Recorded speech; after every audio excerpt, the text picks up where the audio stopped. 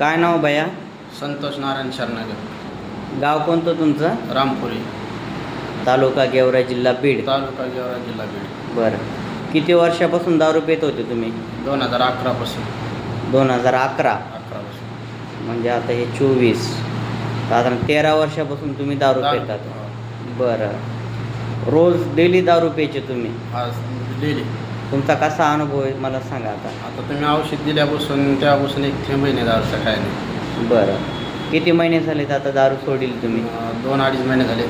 बरं. इथं आले तुम्ही तुमच्याकडे आल्यापासून नाही अजिबात. आयुर्वेदिक औषध घेतलं? तेव्हापासून नाही. 2-3 महिने झाले एकदम बंद झाले आता पूर्ण दारू? बंद झाली. बरं.